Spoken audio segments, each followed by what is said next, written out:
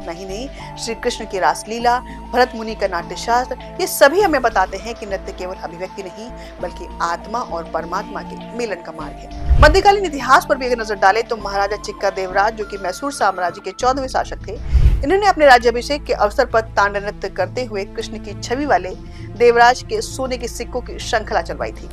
जैन परंपरा के अनुसार भी ऐसा माना जाता है कि देवराज इंद्र ने जैन तीर्थंकर ऋषभदेव के जन्म पर उनके सम्मान में तांडव नृत्य किया था।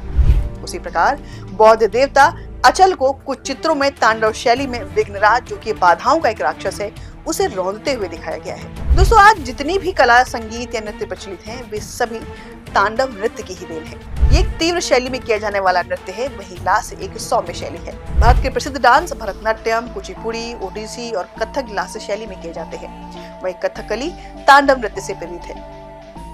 तो दोस्तों, ये वीडियो अगर आपको अच्छा लगा हो तो लाइक, शेयर एंड सब्सक्राइब करना मत भूलिएगा। साथ ही ये भी बताइएगा आज का ये टॉपिक यूपीएससी परीक्षा के किस पेपर का टॉपिक है। मैं दीप्ति फिर मिलूंगी किसी नए वीडियो में कुछ नई जानकारी के साथ। तब तक हर हर महादेव।